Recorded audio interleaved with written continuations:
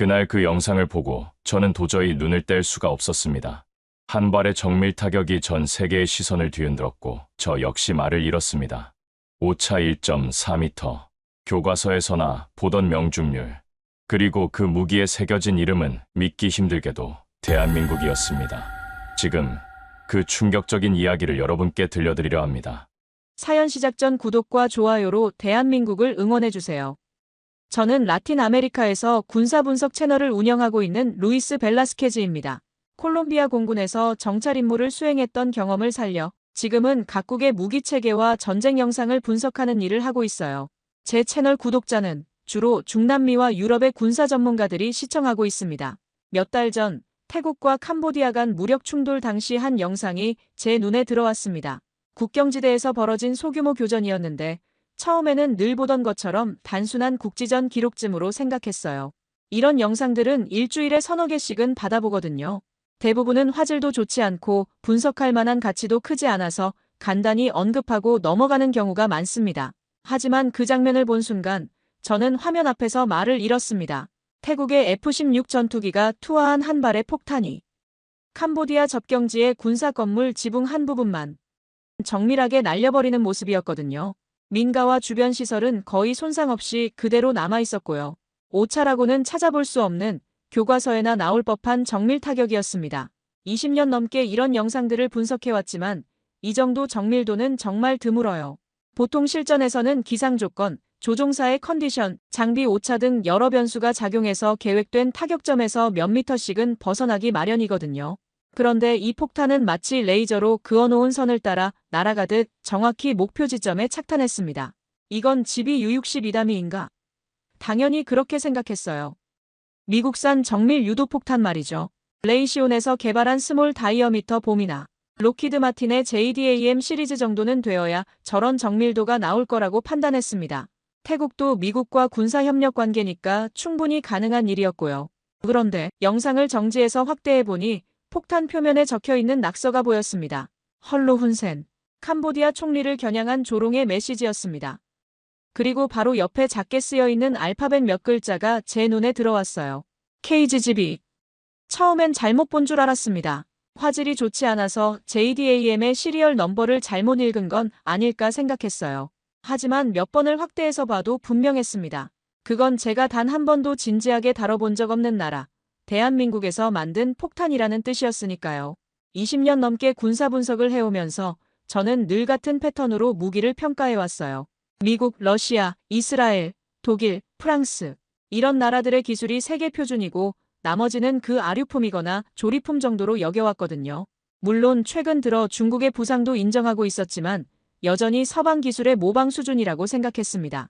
한국 경제 발전은 물론 인정하지만 군사기술에서는 여전히 추격자 정도로만 생각했습니다. K9 자주포나 FA-50 같은 무기들이 폴란드나 인도네시아 같은 나라에 수출되긴 했지만 그건 가성비 때문이지 기술력 때문은 아니라고 판단했어요. 미국 기술을 잘 조립해서 저렴하게 파는 나라 정도의 인식이었죠. 그런데 지금 제 화면에는 한국이 만든 폭탄이 미국산 못지않은 아니, 어쩌면 그보다 더 정밀한 타격을 보여주고 있었습니다. 이건 단순한 조립품으로는 절대 나올 수 없는 결과였어요. 유도 시스템부터 공력 설계, 탄도 기술까지 모든 것이 완벽하게 통합되어야만 가능한 수준이었습니다. 그 순간 제 머릿속에서는 수많은 의문이 폭발했어요. 언제부터 한국이 이런 기술을 가지게 됐을까? 왜 난 이런 무기가 있는지 몰랐지? 정말로 한국이 독자 개발한 게 맞을까? 아니면 미국 기술을 라이선스로 받아서 만든 걸 수도 있어.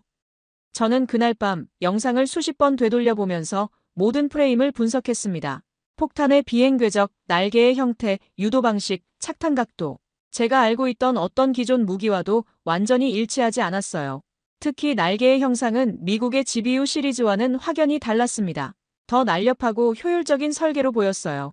그리고 그 기술을 만든 나라가 한국이라는 사실 앞에서 저는 지난 20년간 제가 얼마나 편협한 시각으로 세상을 바라봤는지 깨닫기 시작했습니다. 제 채널에서 한국 무기를 언급할 때마다 미국 기술의 아류작 조립 기술은 뛰어나지만 독창성은 부족 같은 표현들을 써왔거든요. 그런데 그 모든 평가가 잘못되었다는 증거가 지금 제 눈앞에 있었습니다. 처음엔 제 눈을 의심했습니다. 한국이 만든 유도폭탄이 실전에 쓰였다고. 게다가 저런 정밀한 명중률이라니. 그건 미국이나 이스라엘에서나 가능한 일인데. 저는 곧바로 해당 영상을 다시 돌려보기 시작했습니다. 이번엔 프레임 단위로 움직임을 끊어가며 F-16의 기동 궤적과 투하 시점을 분석했죠. 콜롬비아 공군에서 정찰장교로 근무했을 때 배운 영상 분석 기법을 총동원했어요. 먼저 투하 고도와 속도를 계산했습니다. F-16이 약 1만 5천 피트 상공에서 시속 800km로 비행하면서 폭탄을 투하했더라고요. 일반적인 자유낙하 폭탄이라면 바람의 영향을 받아서 최소 20-30m는 오차가 생겨야 정상이었습니다. 하지만 이 폭탄은 달랐어요. 투하 직후부터 명확한 유도 궤적을 보여주더라고요. 미세한 방향 조정이 계속 이루어지면서 목표 지점을 향해 일직선으로 날아가는 모습이었습니다. 이건 단순한 GPS 유도만으로는 불가능해요. 관성항법 장치와 영상 유도 시스템이 복합적으로 작동해야만 가능한 정밀도였습니다. 제가 놀란 건 단순한 폭발 장면이 아니었습니다. 폭탄이 떨어진 각도, 속도, 착탄 지점이 전부 설계된 궤적과 완벽히 일치하고 있었기 때문이에요. 보통 전장에서 저 정도 오차 없이 떨어지려면 GPS 유도에 더해 관성항법 장치까지 정밀하게 작동해야 합니다. 그리고 그 기술은 저는 그동안 단 한 번도 한국이 보유하고 있을 거라 생각해 본 적이 없었습니다. 더구나 그 폭탄에는 활공형 날개가 달려 있었어요. 영상을 자세히 보니 투하 후 날개가 전개되면서 활공 비행을 하는 모습이 포착됐거든요. 이건 그저 MK-82가 아니야. 저는 그 순간 KGB라는 이름이 단순한 수출용 모델명이 아니라 완전히 새로운 무기 시스템이라는 사실을 깨달았습니다. 활공폭탄 기술은 사실 굉장히 복잡해요. 공력학적 설계부터 비행 제어 시스템, 그리고 정밀 유도까지 모든 것이 완벽하게 조화를 이뤄야 합니다. 미국의 JDAM-ER이나 이스라엘의 스파이스 시리즈 같은 무기들도 수년간의 개발 기간과 수십 번의 시험 발사를 거쳐서 완성된 거거든요. 그런 기술을 한국이 독자적으로 개발했다는 게 믿어지지 않았어요. 그날 밤 저는 잠을 이루지 못했습니다. 머릿속에서 계속 그 영상이 돌아가고 있었거든요. 오랜 시간 동안 저는 방송에서 한국 무기는 미국산의 하위 호환이라 말해왔습니다. 카피캣 수준, 조립국, 기술의 변방. 그런 단어들이 제 해설 영상 곳곳에 박혀 있었죠. 특히 작년에 폴란드가 K9 자주포를 대량 도입한다고 발표했을 때 저는 가격 경쟁력 때문일 뿐 기술적으로는 독일 PGH-2000에 비해 한참 뒤떨어진다고 평가했었어요. FA-50 경공격기도 저가형 훈련기에 무장만 단 수준이라고 폄하했고요. 심지어 현대로템의 K2 전차를 두고도 독일 엔진과 프랑스 변속기를 조합한 기술 짜깁기라고 말한 적이 있었습니다. 그런데 정작 제가 아무 말도 하지 못하게 만든 무기는 한국이 만든 단 한 발의 폭탄이었습니다. 그것도 제가 전혀 주목하지 않았던, 들어본 적도 없던 KGB라는 무기였어요. 이 아이러니가 저를 더욱 혼란스럽게 만들었습니다. 저는 다시 영상을 분석하기 시작했어요. 이번에는 폭발 후 상황에 집중했습니다. 일반적인 고폭탄이라면 주변에 광범위한 파편 피해가 있어야 하는데 이 폭탄은 달랐어요. 정확히 목표 건물의 지붕 부분만 파괴하고 주변 구조물들은 거의 손상을 입지 않았더라고요. 이건 탄두 설계도 상당한 수준이라는 의미였습니다. 혹시 이 폭탄이 미국에서 기술 이전을 받아서 만든 건 아닐까? 그런 생각도 들었어요. 하지만 아무리 찾아봐도 미국이 한국에 이런 수준의 정밀 유도 폭탄 기술을 이전했다는 기록은 없었습니다. 오히려 미국은 핵심 군사기술에 대해서는 동맹국에게도 상당히 보수적인 정책을 유지하고 있거든요. 그렇다면 정말로 한국이 독자 개발한 건가? 만약 그렇다면 저는 지금까지 한국의 방위산업 능력을 완전히 잘못 평가해온 거였습니다. 단순히 조립기술이 아니라 핵심 기술을 독자적으로 개발할 수 있는 나라였던 거죠. 다음 날 아침, 저는 KGB에 대한 정보를 찾기 위해 인터넷을 뒤지기 시작했습니다. 놀랍게도 이 무기에 대한 정보는 거의 없었어요. 몇 개의 방산 전시회 사진과 간단한 스펙 정도만 공개되어 있을 뿐이었습니다. 마치 한국이 이 무기를 의도적으로 조용히 개발하고 배치한 것 같았어요. 그 조용함이 오히려 더 인상적이었습니다. 보통 새로운 무기를 개발하면 대대적으로 홍보하기 마련인데 한국은 그렇지 않았거든요. 그저 묵묵히 만들고 성능을 입증하고 필요한 곳에 공급하는 방식이었습니다. 이런 태도 자체가 저에게는 신선한 충격이었어요. 저는 다음 날 아침 태국-캄보디아 접경 지역의 위성 사진을 열어놓고 앉았습니다. 그 영상에서 포착된 좌표를 기반으로 구글 어스에서 사거리를 측정하고 파편 반경, 충격 범위, 주변 민간 시설의 손상 정도까지 일일이 확인했어요. 전직 정찰장교였던 제 눈으로도 명확했습니다.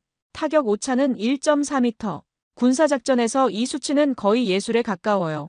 일반적으로 정밀 유도폭탄의 오차 범위를 CP1형 오차 확률로 표현하는데 미군의 JDAM 시리즈가 대략 5m 내외거든요.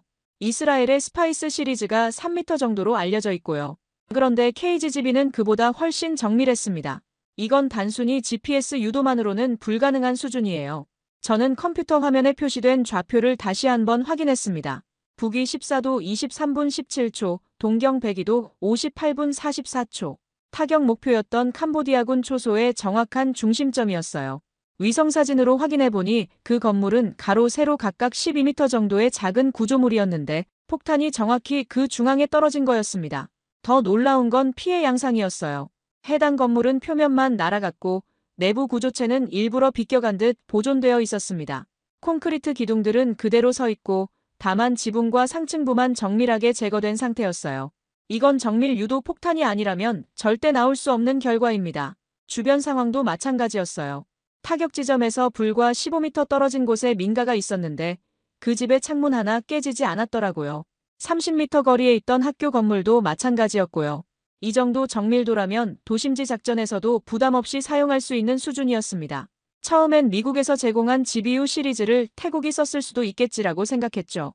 하지만 태국이 도입한 GBU는 사거리 면에서도 활공 기동성 면에서도 영상 속 무기와는 차이가 컸습니다. 태국 공군이 보유한 GBU-12는 레이저 유도 방식이고 GBU-38은 GPS 유도이긴 하지만 활공 능력이 없거든요. 그런데 영상 속 폭탄은 명백히 활공하면서 날아갔어요. 투하 후 약 40초간 비행하는 모습이 포착됐는데 이 시간 동안 약 60km를 날아간 것으로 계산됐습니다. 일반적인 자유낙하 폭탄이라면 불과 몇 초 만에 떨어져야 정상이에요.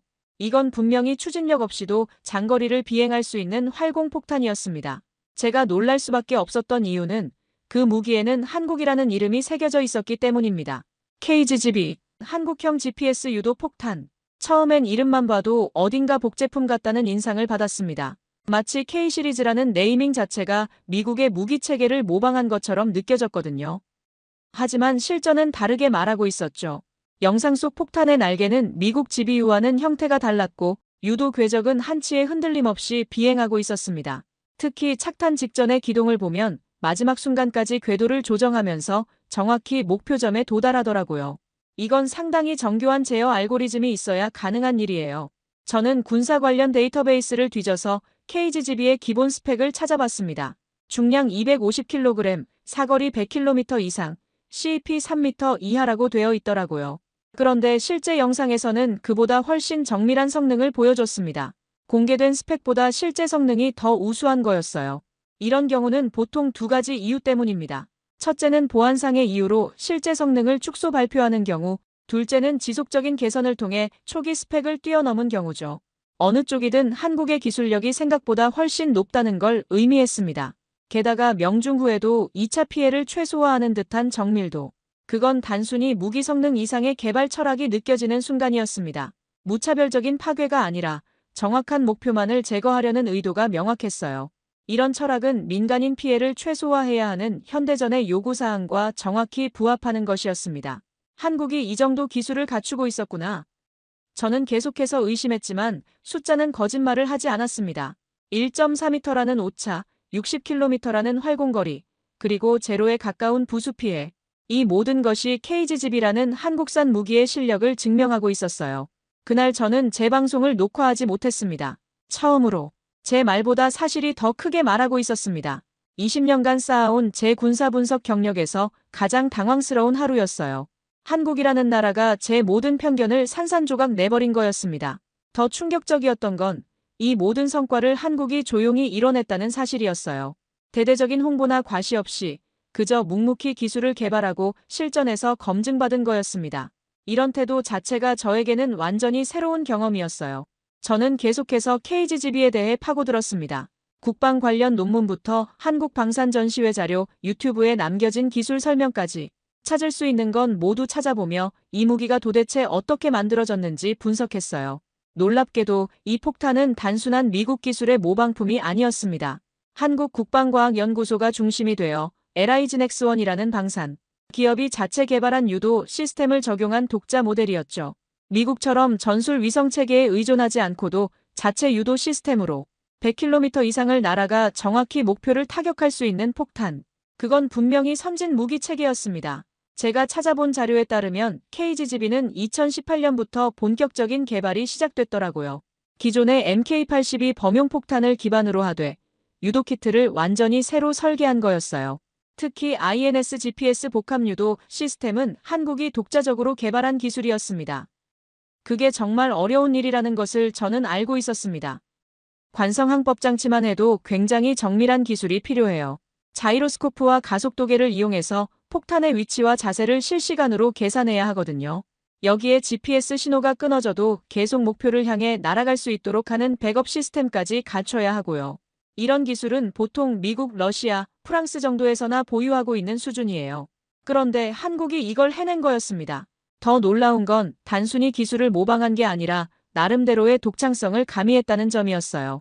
예를 들어 활공날개의 설계만 봐도 그렇습니다.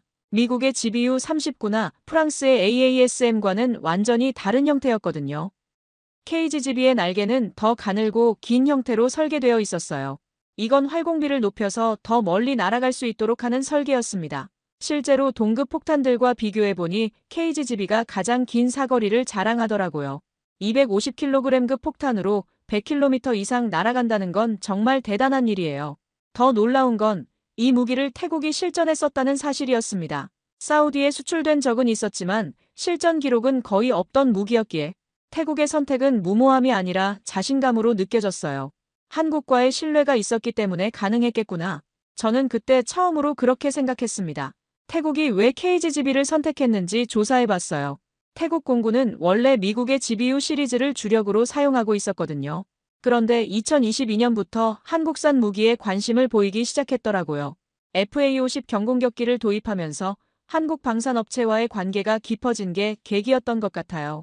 특히 인상적이었던 건 태국군이 KGB의 성능 시험 결과에 상당히 만족했다는 점이었어요.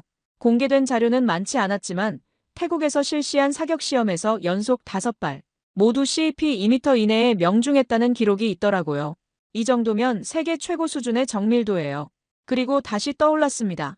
그 폭탄 위에 쓰여 있었던 낙서, 헐로 훈센. 그건 단순한 조롱의 문구일 수도 있었지만 어쩌면 개발자들이 혹은 조종사들이 그 무기의 정밀도에 대한 자신감을 보여준 표시였을지도 모른다는 생각이 들었습니다. 우리는 이걸 원하는 곳에 정확히 보낼 수 있다는 전장의 비극 속에서도 기술이 가진 자부심의 표현처럼 느껴졌죠. 실제로 그 폭탄은 훈센 총리에게 메시지를 전달하듯 정확히 캄보디아군 초소의 정중앙에 떨어졌거든요. 저는 한국 방산업체들의 개발 철학에 대해서도 조사해봤어요. 한 업체는 조용하지만 치명적이라는 뜻의 슬로건을 사용하고 있었습니다. 이게 정말 KGB의 특성을 잘 보여주는 표현이라고 생각했어요. 화려한 홍보나 과시 없이 그저 묵묵히 성능으로 승부하는 방식. 이건 한국의 전통적인 기업 문화와도 맞아떨어지는 것 같았어요. 현대, 삼성, LG 같은 기업들도 처음엔 조용히 기술을 쌓아가다가 어느 순간 세계 시장을 놀라게 하는 패턴을 보여왔잖아요. KGB도 마찬가지였습니다. 2018년부터 개발을 시작해서 2020년에 첫 시험 발사, 2021년에 양산 승인, 그리고 2023년부터 본격적인 수출을 시작한 거였어요. 불과 5년 만에 개발부터 실전 배치까지 마친 셈이죠. 이런 속도는 서방 선진국에서도 쉽게 볼 수 없는 일이에요. 저는 더 이상 의심하지 않았습니다. 이제는 확신하고 싶었어요. KGB는 한국이 만든 무기입니다. 그리고 그것은 진짜였습니다. 단순한 조립품이나 모방품이 아니라 독자적인 기술력으로 만들어낸 세계 수준의 정밀 유도 폭탄이었어요. 그날 밤 저는 처음으로 한국에 대한 제 인식이 완전히 바뀌었다는 걸 인정했습니다. 지금까지 기술 추격국 정도로 여겨왔던 나라가 어느새 기술 선진국의 반열에 올라서 있었던 거예요. 그리고 그 변화를 가장 늦게 알아챈 건 바로 저 같은 소위 전문가들이었습니다. 그동안 저는 수많은 전장을 분석해왔습니다. 중동에서의 정밀 타격, 남미의 게릴라, 제거 작전, 그리고 우크라이나 전장에서 쓰인 수많은 유도 무기들, 시리아에서 이스라엘이 사용한 스파이스 폭탄부터 예멘에서 사우디가 투하한 파브웨이 시리즈까지. 하지만 이상하게도 이번엔 달랐습니다. 저는 처음으로 무기의 기술력이 아니라 그 나라의 정신을 본 것 같은 느낌이 들었어요. 다른 무기들을 분석할 때는 주로 파괴력, 사거리, 정확도 같은 수치에만 집중했거든요. 하지만 KGGB를 보면서는 그 숫자 너머에 있는 무언가를 느꼈습니다. 마치 이 무기를 만든 사람들의 마음가짐까지 전해지는 것 같았어요. 한국이라는 나라는 제게 늘 멀고 낯선 곳이었습니다. 경제적 성공, 한류 문화, IT 강국이라는 말은 들어봤지만 군사력에 대해서는 늘 편견에 가까운 시선을 가지고 있었죠. 좋은 부품을 조립은 잘하겠지. 미국이 도와주니까 유지되는 군대겠지.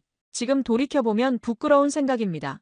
특히 저는 한국 전쟁 때의 이미지가 강하게 남아 있었어요. 미군의 지원 없이는 자력으로 방어하기도 어려웠던 나라라는 인식 말이죠. 물론 그 이후 경제 발전을 이뤘다는 건 알고 있었지만 군사기술까지 그렇게 발전했을 거라고는 생각하지 못했습니다. 아직도 미국에 의존하는 부분이 클 거라고 여겨왔거든요. 그런데 저는 지금 단 한 발의 폭탄이 날아가 떨어진 그 지점에서 그 모든 생각이 무너지는 걸 경험했습니다. 제가 한국 땅을 밟지도 않고 한국의 공장을 본 적도 없지만 그 기술의 결과물이 전장에서 남긴 흔적만으로 한국이 얼마나 멀리 와 있는지를 절실히 느꼈어요. KGGB가 떨어진 그 순간의 영상을 다시 보면서 저는 묘한 감동을 받았습니다. 그 무기는 조용히 날아가 정확히 떨어졌어요. 어떤 과시도 경고도 없이 그저 할 일을 했다는 듯이 착지하고 임무를 마친 한 발의 폭탄. 그것이 지금껏 제가 경험한 어느 전장보다 더 깊은 울림으로 다가왔습니다. 보통 강대국들의 무기는 화려함이 있어요. 미국의 토마호크 미사일이 날아가는 모습이나 이스라엘의 아이언돔이 요격하는 장면들은 그 자체로 위력을 과시하는 면이 있거든요. 하지만 KGGB는 달랐어요. 과시하지 않으면서도 완벽한 성과를 보여줬습니다. 저는 이런 차이가 한국이라는 나라의 특성과 관련이 있다고 생각했어요. 오랫동안 강대국들 사이에서 살아남아야 했던 나라, 과시보다는 실속을 추구해야 했던 나라의 철학이 무기에도 반영된 것 같았습니다. 그날 이후 저는 한국의 방위산업을 다시 보기 시작했습니다. FA-50, K9 자주포, 천무, 그리고 KF-21까지. 어쩌면 제가 그동안 지나쳐버린 수많은 기술과 시스템 속에도 이와 같은 진심과 정밀함이 있었던 건 아닐까 처음으로 그렇게 생각하게 됐어요. 예를 들어 K9 자주포만 해도 그렇습니다. 저는 지금까지 독일 PGH-2000의 저렴한 버전 정도로만 생각해왔거든요. 하지만 실제로는 자동장전 시스템, 사격 통제 시스템, 포신 기술까지 모두 한국이 독자 개발한 거였어요. 심지어 일부 성능은 독일제보다 우수하다는 평가도 있더라고요. FA-50도 마찬가지였습니다. 저가형 훈련기라고 폄하했지만 실제로는 최신 전자전 시스템과 정밀 유도무기 운용 능력을 갖춘 경공격기였어요. 폴란드가 48대나 도입한 건 단순히 가격 때문이 아니라 성능을 인정했기 때문이었습니다. 그리고 KF-21은 아예 차원이 다른 이야기였어요. 5세대 전투기 기술에 근접한 4.5세대 전투기를 독자 개발한다는 건 정말 몇 안 되는 나라만 할 수 있는 일이거든요. 미국, 러시아, 중국, 유럽 다음으로 한국이 그 반열에 올랐다는 의미였습니다. 저는 이 모든 무기들을 관통하는 공통점을 발견했어요. 바로 실용성이었습니다. 화려하거나 과시적이지 않지만 실제 필요한 기능은 모두 갖추고 있는 것, 그리고 가격 대비 성능이 뛰어난 것. 이게 한국 방산업의 특징인 것 같았어요. KGGB도 그런 맥락에서 이해할 수 있었습니다. 미국의 GBU만큼 비싸지 않으면서도 실전에서는 동등하거나 더 나은 성능을 보여주는 무기. 이런 무기야말로 실제 전장에서 가장 환영받는 존재겠죠. 한국을 직접 가보지 않았지만 저는 KGGB 한 발을 통해 그 나라를 이해하게 되었습니다. 조용하지만 확실한 나라, 과시하지 않지만 실력 있는 나라, 그리고 신뢰할 수 있는 파트너가 되고자 하는 나라. 그런 한국의 모습이 한 발의 폭탄 속에 모두 담겨 있었어요. 며칠 뒤 저는 제 유튜브 채널에 영상을 하나 올렸습니다. 제목은 단순했어요. KGGB, 내가 틀렸습니다. 그 영상에서 저는 처음으로 한국 무기를 향해 내가 얼마나 좁은 시야로 접근해 왔는지를 고백했습니다. 그리고 태국의 F-16이 사용한 그 한 발의 폭탄이 전장이라는 가장 냉혹한 무대 위에서 무엇을 증명했는지를 조심스레 풀어내기 시작했죠. 사실 그 영상을 만들기까지 며칠간 고민이 많았어요. 20년간 쌓아온 제 전문가로서의 권위에 금이 갈 수도 있는 일이었거든요. 특히 라틴 아메리카 군사 분석계에서는 미국과 유럽 무기 체계를 중심으로 한 평가가 주류였기 때문에 한국 무기를 높이 평가한다는 건 어쩌면 이단적인 발언일 수도 있었습니다. 하지만 저는 사실을 외면할 수 없었어요. 1.4m라는 오차, 완벽한 부수 피해 제어, 그리고 조용하지만 확실한 성능. 이 모든 것이 제 눈앞에서 벌어진 현실이었으니까요. 전문가라면 자신의 편견보다는 객관적 사실을 인정해야 한다고 생각했습니다. 영상은 올라간 직후부터 빠르게 퍼져나갔습니다. 놀랍게도 가장 많은 댓글을 단 이들은 한국인 시청자들이었어요. 당신 같은 사람이 우리의 기술을 알아봐줘서 고맙습니다. 우리는 늘 조용히 만들어왔고 보여줄 기회가 없었어요. 이제야 누군가 우리가 만든 걸 제대로 봐주는군요. 그 문장들을 읽는 순간 제 가슴이 알 수 없는 무게로 뻐근해졌습니다. 그들은 자랑하지 않았어요. 억지로 인정받으려 하지도 않았습니다. 그저 묵묵히 만들고 정확하게 날려보내고 그 결과가 증명되기를 기다렸던 사람들이었어요. 한 댓글이 특히 기억에 남았습니다. 우리 아버지가 방산업체에서 30년간 일하셨는데 항상 하시던 말씀이 언젠가는 우리 기술도 세계에서 인정받을 날이 올 거다였어요. 오늘 그 말씀이 현실이 된 것 같아서 눈물이 납니다. 이런 메시지들을 보면서 저는 기술 뒤에 숨겨진 사람들의 이야기를 생각하게 됐어요. KGGB를 개발한 엔지니어들, 생산 라인에서 조립한 기술자들, 품질 검사를 담당한 전문가들. 이 모든 사람들이 각자의 자리에서 최선을 다했기 때문에 태국 상공에서 그 완벽한 정밀 타격이 가능했던 거겠죠. 그리고 그들은 아마 세계 언론의 주목을 받지도 못한 채 조용히 자신들의 일을 해내고 있을 거예요. 다른 댓글들도 인상적이었습니다. K9 자주포 수출할 때도 외국 언론들은 가격만 저렴한 무기라고 했는데 실제 성능 시험에서는 독일제를 능가했어요. FA50도 마찬가지였습니다. 처음엔 훈련기 수준이라고 무시했다가 실전 배치 후에는 모두 입을 다물었죠. 이런 댓글들을 통해 저는 한국 방산업계가 겪어온 과정을 조금이나마 이해할 수 있었어요. 처음엔 무시당하다가 실력으로 증명하고 결국 인정받는 패턴. 이게 한국이 걸어온 길인 것 같았습니다. 그때 처음으로 저는 기술이란 단어보다 먼저 진심이라는 단어를 떠올렸어요. KGGB는 단순히 잘 만든 유도폭탄이 아니었습니다. 그 안에는 개발자들의 땀, 방위산업체의 끈기, 그리고 무엇보다 신뢰받고 싶은 나라의 간절함이 담겨 있었어요. 영상 조회수가 100만을 넘어서면서 다양한 반응들이 쏟아졌습니다. 대부분은 긍정적이었지만 일부 시청자들은 여전히 의구심을 표했어요. 한국이 정말 그런 기술을 가지고 있을까? 미국 기술을 라이선스 받아서 만든 거 아닌가? 하지만 저는 이미 충분한 자료 조사를 통해 확신을 얻은 상태였습니다. 특히 유럽의 한 군사 전문가가 당신의 분석이 맞다면 우리가 한국을 완전히 과소평가해왔다는 의미라고 댓글을 달았을 때 저는 제 변화가 혼자만의 것이 아니라는 걸 느꼈어요. 전 세계 군사 전문가들이 한국에 대한 인식을 재조정해야 할 시점에 와 있었던 거죠. 저는 화면 너머에서 그런 사람들을 향해 고개를 숙였습니다. 그리고 다짐했어요. 앞으로는 숫자만 보지 않겠다고. 폭발 반경이나 사거리보다 더 중요한 것을, 그 무기를 만든 이들의 진심까지 보겠다고. 그 영상 이후로 제 채널의 성격도 조금씩 바뀌기 시작했어요. 단순히 무기 성능을 비교 분석하는 것에서 벗어나 그 무기가 만들어진 배경과 철학까지 다루게 된 거죠. 시청자들의 반응도 훨씬 좋아졌고 더 깊이 있는 토론이 이루어지기 시작했습니다. 무엇보다 한국 시청자들이 늘어나면서 저는 한국의 방산업계에 대한 더 많은 정보를 얻을 수 있게 됐어요. 그들이 알려주는 내부 사정이나 개발 과정의 이야기들은 정말 흥미로웠습니다. 겉으로 드러나지 않는 엔지니어들의 노력, 품질에 대한 집착, 그리고 완벽을 추구하는 장인 정신까지. KGGB 하나로 시작된 제 인식 변화가 이렇게 큰 파급 효과를 가져올 줄은 몰랐어요. 하지만 이제는 확신합니다. 한국은 더 이상 기술 추격국이 아니라 일부 분야에서는 선도국 역할을 하고 있다는 것을. 제가 올린 영상은 일주일 만에 100만 조회수를 넘겼습니다.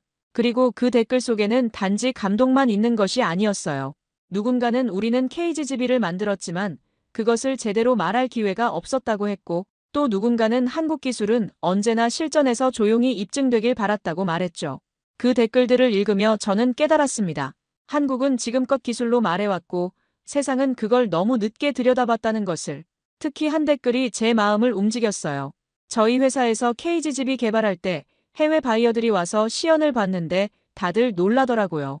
그 후 저는 KGGB 관련 보고서를 작성해 제가 속한 국제방산평가 네트워크에 정식 제출했습니다. 라틴 아메리카 군사분석협회, 유럽 방산평가위원회, 그리고 아시아 태평양 국방연구소까지 총 3곳의 국제기구에 동시에 보고서를 제출했어요.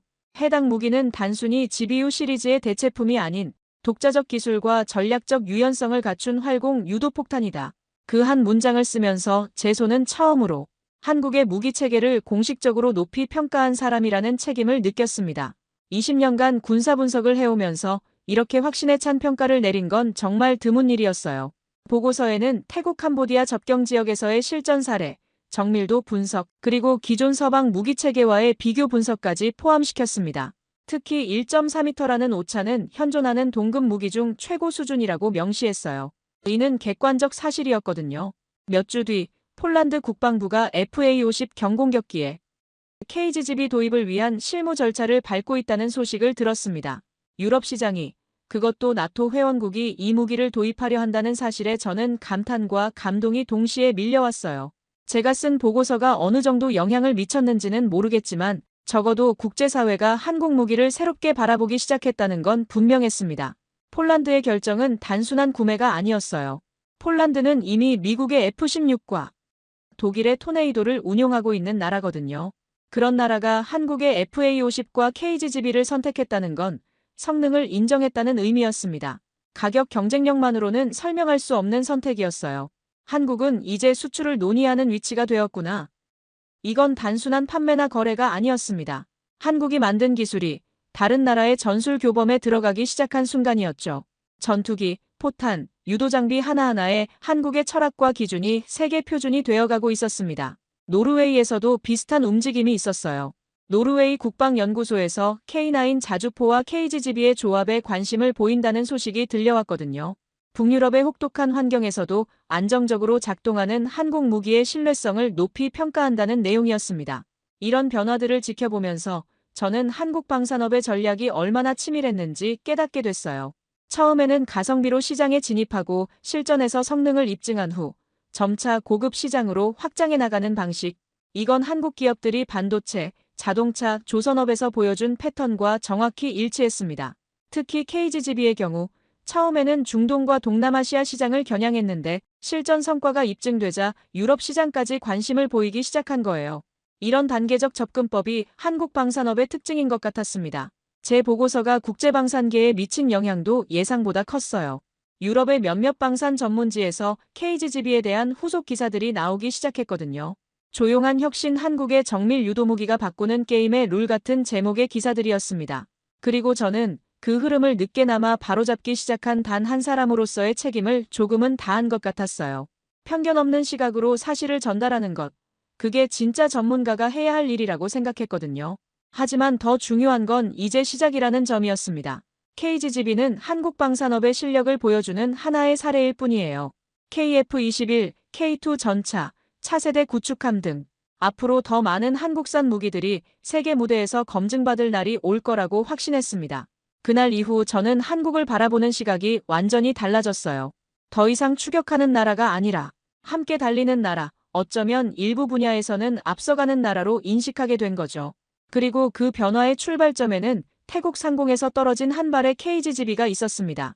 몇 주 전까지만 해도 저는 제 채널에서 한국의 무기 시스템은 미국을 흉내낸 모방품이라 말하던 사람이었습니다. 그러나 지금의 저는 그렇게 말하지 않아요. 한국은 이제 우리가 배워야 할 나라다. 이 한 문장을 저는 공개 방송에서 망설임 없이 꺼낼 수 있게 됐습니다. 그 방송은 라틴 아메리카 방산 전문 컨퍼런스에서 진행된 온라인 패널 토론 중이었어요. 중동, 아시아, 유럽에서 주목할 차세대 무기체계라는 주제로 각국 분석가들이 발언했죠. 미국의 어느 분석가는 여전히 서방 무기체계를 강조했고 프랑스 측은 자국의 공중전술 우위를 길게 설명했습니다. 브라질에서 참여한 동료는 러시아 무기의 우크라이나 전장에서의 성과를 언급했고 칠레의 전문가는 이스라엘 방산업체들의 혁신을 높이 평가했어요. 모두가 예상 가능한 범위 내에서 발언하고 있었습니다. 그런데 제 차례가 왔을 때 저는 완전히 다른 이야기를 꺼냈어요. 저는 조용히 태국에서 촬영된 공습 영상을 띄웠습니다. 이건 여러분이 방금 본 모든 무기와 동등하거나 어쩌면 실전 효율성에서는 더 우수할지도 모릅니다. 이 폭탄은 한국이 만들었습니다. KGB. 패널들의 표정이 하나씩 굳어지기 시작했어요. 그들이 듣고 싶어하던 브랜드는 아니었을 겁니다. 화면에는 1.4m 오차의 정밀 타격 장면이 재생되고 있었어요. 아무도 말을 하지 않았습니다. 20년 넘게 이런 컨퍼런스에 참여해왔지만 이렇게 조용한 순간은 처음이었어요. 마치 모든 참가자들이 자신들의 기존 인식을 재점검하고 있는 것 같았습니다. 저는 계속 말을 이어갔습니다. 이건 전시회에서 깃발 꽂고 자랑하는 무기가 아니라 전장에서 아무 소리 없이 임무를 완수하는 무기입니다. 그리고 그런 무기를 만든 나라가 있다면 우리는 이제 그들에게 배워야 합니다. 그때 독일에서 참여한 방산 전문가가 질문을 던졌어요. 루이스, 정말 확신하는 겁니까? 한국이 독자적으로 그런 수준의 기술을 개발했다고요? 저는 망설이지 않고 대답했습니다. 네, 확신합니다. 제가 20년간 분석해온 어떤 무기보다도 실전에서 완벽한 성과를 보여줬습니다. 순간 정적이 흘렀고 몇 초 뒤 박수가 터졌습니다. 그것은 단지 기술을 잘 만든 나라를 향한 박수가 아니라 이제 막 세계 무대의 중심으로 걸어나오고 있는 대한민국에 대한 진심 어린 환호였어요. 특히 스페인에서 참여한 해군 전문가가 우리도 한국의 차세대 구축함 기술에 주목하고 있다고 말했을 때 저는 변화의 바람을 실감할 수 있었습니다. 그 컨퍼런스 이후 제게 개인적으로 연락해오는 동료들이 늘어났어요. 대부분 한국 무기에 대한 더 자세한 정보를 요청하는 내용이었습니다. KGB 말고 다른 한국 무기들도 분석해볼 생각은 없나?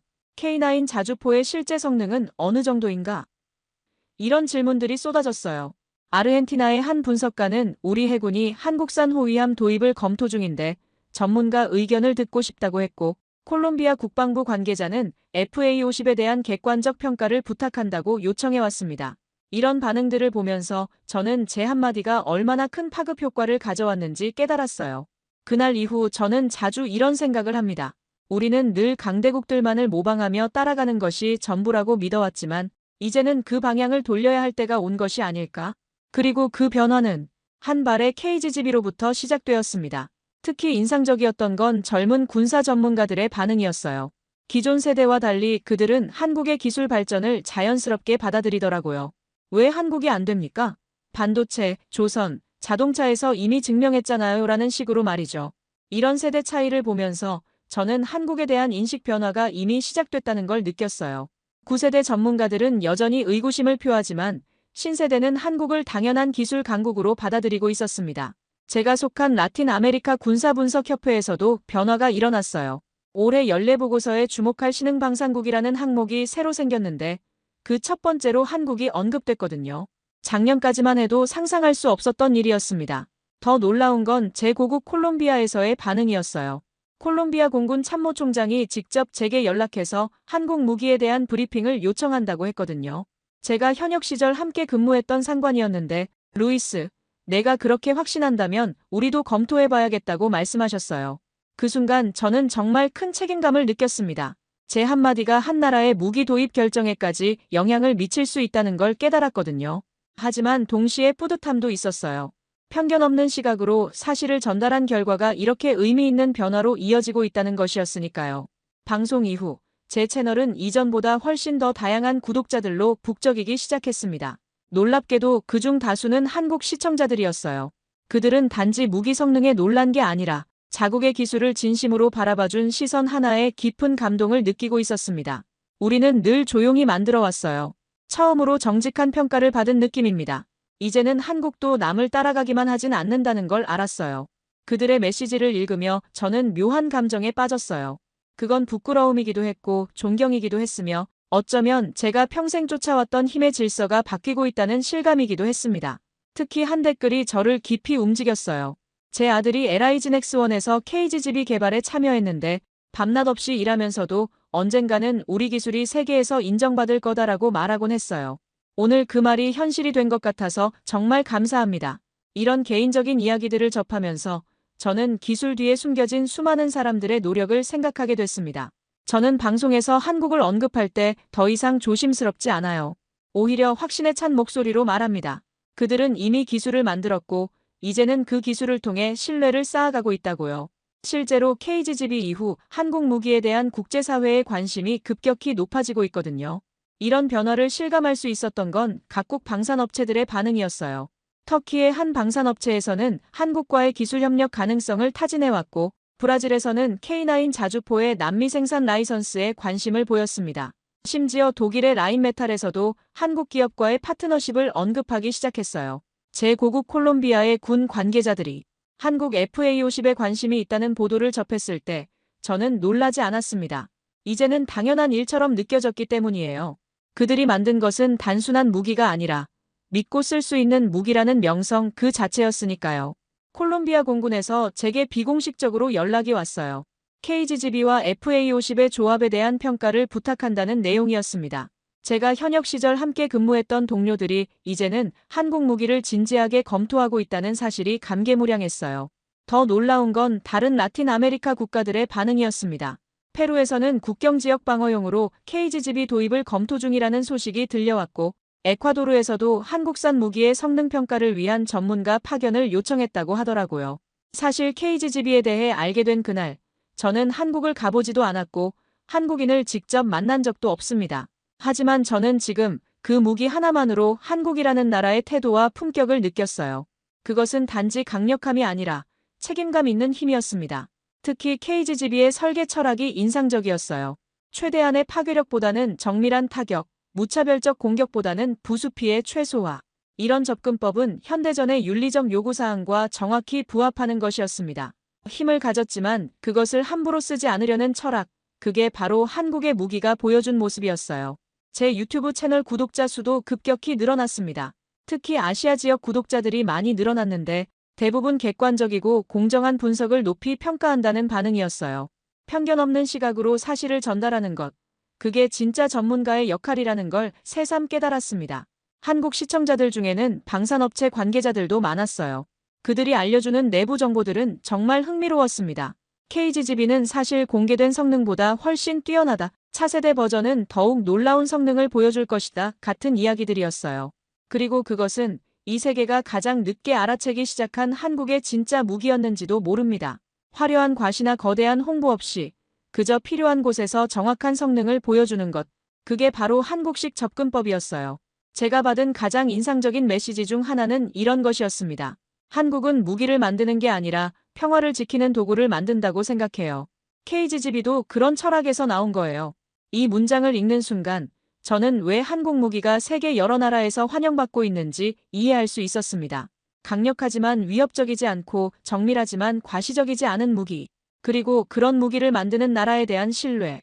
이게 바로 한국이 세계 방산 시장에서 차지하고 있는 독특한 위치인 것 같았어요. 이제는 제 영상마다 댓글이 달립니다.